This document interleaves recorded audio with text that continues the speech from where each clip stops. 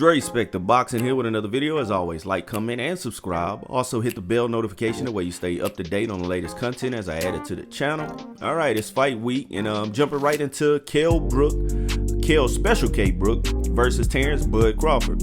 And this is a two-loss Kell Brook, and people are writing him off as if though it's going to be a wash, but I'm going to make a bold prediction here. And I'm going to go out on a limb to say that Kell Brook will win this fight. And I'm going to tell you how. First, I'm going to give you keys to victory for Terence Bud Crawford. I believe that Terence Bud Crawford, key to the victory is to stay on the outside, to use his lateral movement, use his long reach, his cat-like reflexes to counter at times. Keep moving on the bicycle all night long. Do not mix it up as much as he's done in past fights. This is a bigger guy. This is the biggest guy he's fought in his career. So you're gonna want to stay on the back foot. You're gonna want to box. You want to box this guy. You're not gonna want to try to dog this guy. You're not gonna want to get into a physical fight with this guy. I believe that Kell Brook has a decent chin, and I believe the only two stoppages that he did have was due to the eye injury, and that also helps with the knockdowns that he had. He took knees, and he hasn't really been just knocked out or dominated in dominant fashion. He went out on his feet versus Gennady Golovkin. So I think Kell Brook is a very sturdy welterweight. He's coming down to welterweight. So, and he's a much bigger guy. I don't think you want to trade in with the bigger guy. That physicality can wear on you, and you can find yourself in a trading war and you get caught. And we've seen Terence Bud Crawford get shooken up, caught, dropped, which wasn't counted as a drop in his last fight, but also hurt by Gamboa. So, and these are smaller guys. You coming up in weight, you have to be very cautious of these guys. And I think Terence Crawford is going to be very smart and cautious, but sometimes he has a little bit of lapses. So you don't want those lapses. You don't want those exchanges. You want to keep the movement going. So in order for Terence Bud Crawford, I don't think he should look for the knockout. I think he should be looking for, well, if it presents itself, jump on it. Otherwise, just point this guy, get out of there with a clean victory. Night is over, you still champion, and you move on, right? On the other hand, for keys of victory for Kell Brook, you want to do the opposite. You want to make this an ugly fight. You want to make this a physical fight. You want to use your weight advantages for just as that, because I feel like Terence Crawford is going to have the reach advantage and the outside, the advantage on the outside. You want to make this an inside fight, or at least a closer distance fight. You want to mix it up with him. You want to be able to grab him if you're in trouble. You want to be able to lean on him, clinch with him as much as you can. Also, to smother in his work if he does start to get out of hand and the speed becomes an issue. You want to be very physical with this guy and make him wear out. He's getting older. Those cat-like reflexes and all, that athleticism, it takes its toll as you continue to age. So you don't want to fight Terence Crawford fight where he's making you move all night and he's getting away with moving without any kind of physicality. You want to make this an ugly, mucky fight. You want to really get in there and rough him up, show him what it is to be in there with a bigger man. To date, Kell Brook is the biggest guy that Terence Crawford would have faced, and this is going to be very interesting. So now that you got the keys to victory, let me tell you how I feel like this fight is going to go. Terence Bud Crawford sometimes starts slow. He tries to feel out guys and he tries to make his adjustments, and he's very good with that in the past. He's always been very good with that. On the other hand, you got a guy like Kell Brook who is a balanced fighter, and he's that way throughout the fight. So you want Kell Brook, well, I believe that Kell Brook is going to come in and he's going to start working. He's going to work early, as he normally does, sticking it out, and I think he's going to really bring it to him, because I don't think he's going to fear Terence Crawford maybe as much as maybe some of the other ones are, to eagerly get in there early. I think that Kell Brook is coming in, this is a hungry guy. He's mentioned on several occasions that he's taking a lesser payday to make this fight. He wants to come in here. He really wants to beat Terence Crawford. So he's going to go in there, and I think he's going to be very physical. I think he's going to make it hard for the judges to judge these rounds to see who's winning, because he's the bigger guy and he's going to be very physical, and I think he's going to bully Terence Crawford around. he's gonna bait Terence Crawford into exchanges. And that's when Terence Crawford gets in trouble, when he gets off the bicycle from boxing and he goes into that dog mode and he starts exchanging. When he starts exchanging, sometimes he can put his head down or he can look to get his shots off and not look at the offense that's coming back his way. That's when he's been caught. That's in those exchanges when he's getting lax or he's willing to trade. You don't want to do that with these bigger welterweights. He hasn't fought a welterweight, and I can't say this enough. If you want to say Horn was as big as welterweight but not as skilled, this guy Kell Brook is going to be a lot more skilled in this fight. And I think one of the best boxers that he's fought, believe it or not, is Jose Benavidez. Benavidez was a great boxer, but he had one leg, and I don't think that he could put the pressure that he needed to on that leg, because of the injury.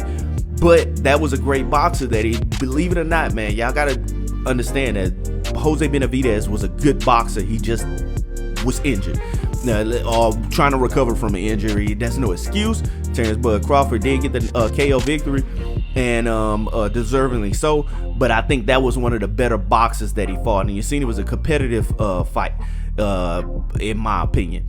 So let's go back to Kell Brook. I think that Kell Brook is gonna make this an ugly fight. I think that he's gonna clinch. I think he's gonna bully Terence Crawford around, and I think when Terence Crawford feels him bullying, he's gonna try to strike. He's gonna try to trade with him in some exchanges to show that he's tough, and he likes to do that to get those get guys off of him, show that he's tough. But I think that's gonna be it's not going to be very smart, because Kell Brook is a very tough fighter, and he's the type of guy that's going to be very balanced in his exchange. So if he does start to trade with him and he uses one of those balanced shots, he can end up catching Crawford and hurting Crawford. And I think that will make a long night if he catch him and hurt him early. It's going to be a long night for Crawford. So you don't want to get caught like you got caught versus Mean Machine versus Kell Brook. So you want to stay on that outside. I don't think that that Terence Crawford has the discipline to do so. I think he's very athletic. I'm not sure, because guys start to age. I'm not sure if Terence Crawford age is going to start to play a factor into all the movement that he would like to do.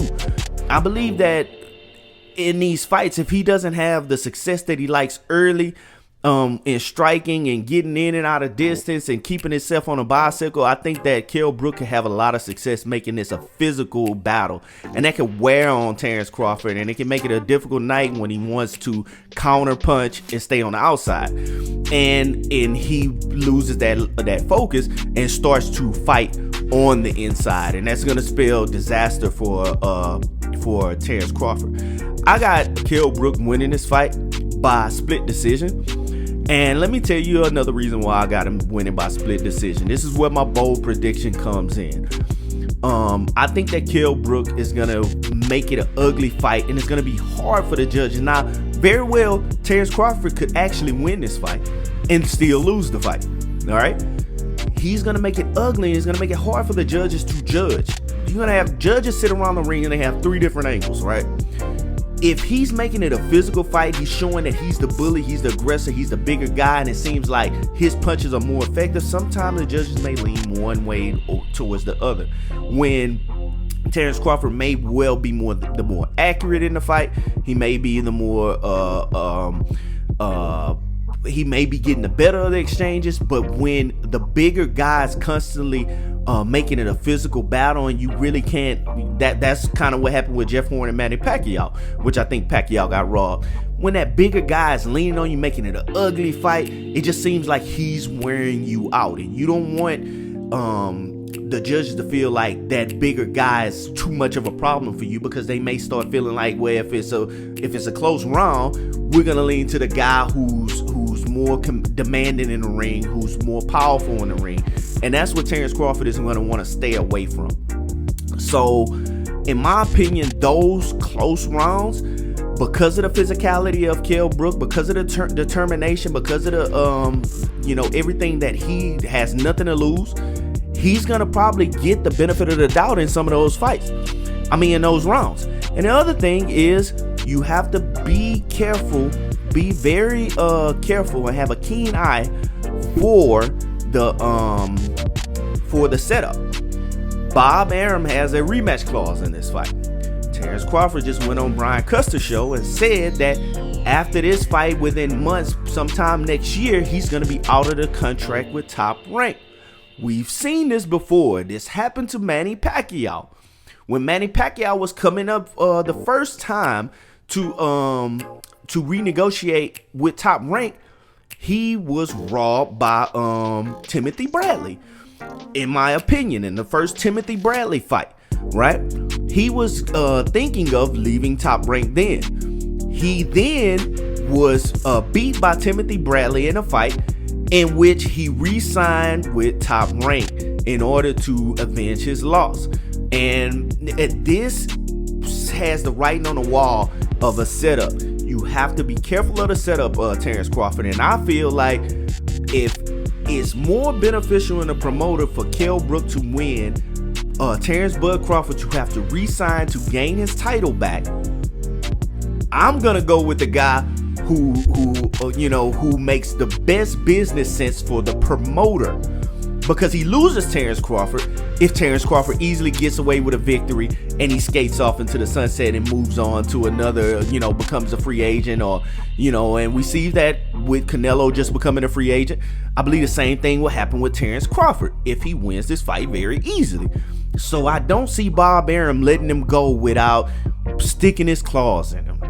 And he has a track record of doing this. He did it again to Pacquiao with the Jeff Horn fight. In my opinion, this is all speculation, but this is how I feel. When he's getting towards the end of his career, end of his contract, and only has a couple fights left, one fight left, you have to be very careful about what Bob Arum will do to you. He will rob you.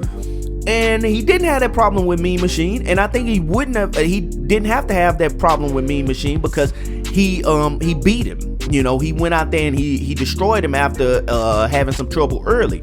But Bob Arum knew to put him in there with with a little better competition as best as he had in his stable.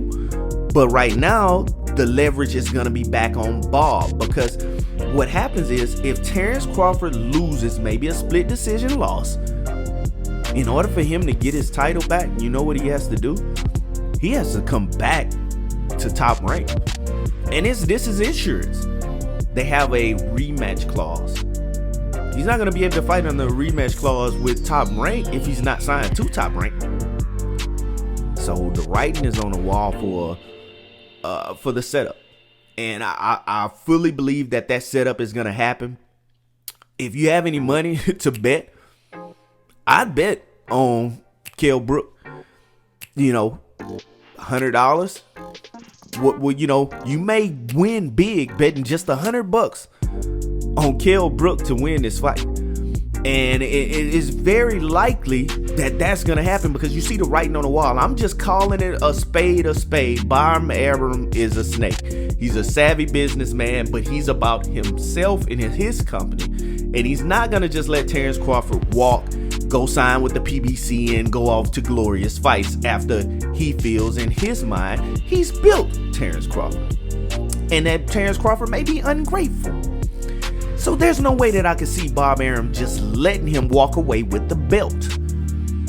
If anything, he's gonna with Kell Brook not being very happy with Eddie Hearn. He might be looking to steal Kell Brook for future fights, or maybe set him up with one of his other up and coming welterweights to get that belt and keep it at Top Rank. That's what he likes to do. He likes to hold those belts hostage, especially that WBO belt. That is a Top Rank belt. Everybody knows that. So I don't think that that Terence Crawford is gonna be able to just go in there and outpoint Kell Brook. If it's a close match, I see those judges are gonna be siding with Kell Brook for more reasons than one. So that's my bold prediction. I got Kell Brook winning by split decision, because I don't think that he's going to be able to KO Terence Crawford, but I think he's going to make it ugly enough, close enough, to where the benefit of the doubt may lean towards Kell Brook. And in a close, long fought, hard fight. Well, that's Dre Spective I got. Let me know what you guys think about the fight. That's Dre Spective, and I'm out.